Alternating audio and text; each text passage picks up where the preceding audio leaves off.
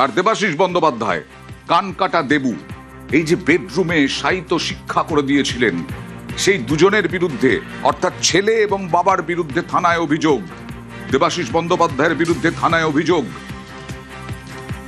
কলেজের পরিচালন সমিতি সদস্য এই দেবাশিস বন্দ্যোপাধ্যায়, সুদীপ বন্দ্যোপাধ্যায় এবং নয়না বন্দ্যোপাধ্যায় ঘনিষ্ঠ বলে অভিযোগ। দুজনের বিরুদ্ধেই অভিযোগ দায়ের হলো। এখন দেখা যাক এই দেবাশিস বন্দ্যোপাধ্যায়ের বিরুদ্ধে, শিবাশিস বন্দ্যোপাধ্যায়ের বিরুদ্ধে কলেজ কর্তৃপক্ষ যে অভিযোগ দায়ের করলো, কত দ্রুত পুলিশ পদক্ষেপ করে। সিজ করলো ঘর থেকে, তো দুটো সুটকেস আর কিছু ফাইল পত্র ছিল, সেগুলো ওই ঘর থেকে করলো। আর এই ঘরে শুধু ফায়ার আর্মসটা ওরা সিজ করেছে, আর ওখান থেকে কোনো কিছু সিজ করে। পুলিশ এখন এটা ইনভেস্টিগেশন নিয়ে গেছে, ওরা যা রিপোর্ট করবে সেই অনুযায়ী ওরা যা স্ক্রিপ্ট দেবে সেগুলোই চলবে। এরকম হওয়া উচিত নয়। তো আমি তো 2 মাস হলো দায়িত্বে এসেছি, আগে কি ঘটনা ঘটেছে না ঘটেছে, ফলে ওই ব্যাপারটা সম্বন্ধে আমরা কিছু জানি না। আজকে ঘরটা খোলার জন্য ভেতর থেকে এটা পাওয়া গেল।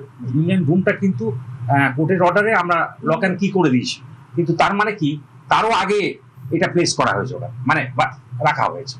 অভিযোগটা এইটার ক্ষেত্রে আমরা দুজনের নাম দেওয়া আছে, দেবাশিস ব্যানার্জি এবং পরিতোষ দত্ত। সুরেন্দ্রনাথ কলেজে রীতিমতো তল্লাশি চালানোর পর যা যা উদ্ধার হয়েছে ইতিমধ্যেই পুলিশ সেগুলোকে বাজেয়াপ্ত করে নিয়ে যাচ্ছে।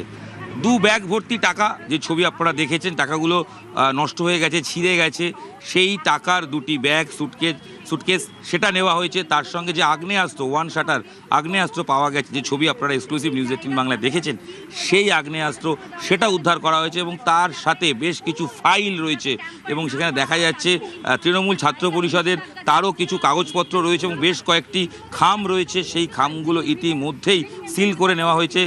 যে ছবি আমরা দেখাবো, যে থানার তরফ থেকে, পুলিশের পক্ষ থেকে যে গাড়ি নিয়ে আসা হয়েছে, তাতে 2টি সুটকেস রয়েছে।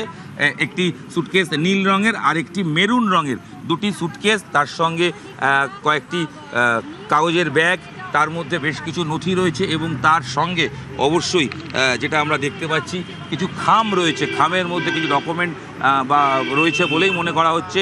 পুলিশের তরফ থেকে তদন্তের স্বার্থে পুরো বিষয়টিকে ইতিমধ্যেই সিজ করে বা বাজেয়াপ্ত করে নিয়ে যাওয়া হয়েছে। এবং যখন এই সিজ করা হয় তখন উইটনেস হিসেবে প্রিন্সিপালের সঙ্গেও, তারা প্রিন্সিপাল সেখানে ছিলেন, বর্তমান প্রিন্সিপাল, এবং যেটা সূত্রের খবর তিনি সিজ হওয়া লিস্ট তাতে তিনি সাইন করেছেন। এখন দেখার যে তদন্তের পর কি বেরিয়ে আসে, এই 1 শাটার যে আগ্নেয়াস্ত্র সেটা কিভাবে এলো, ইতিমধ্যেই সেটা নিয়ে তদন্ত শুরু হয়েছে। যে অভিযুক্ত তার নাম উঠছে, যেখানে দেবু হিসেবে পরিচিত, তিনি ইতিমধ্যে পুরো বিষয়টি অস্বীকার করেছেন। পুলিশ তদন্ত করছে। ক্যামেরায় অর্চনের সাথে রণ রায় বর্মন, নিউজ 18 বাংলা।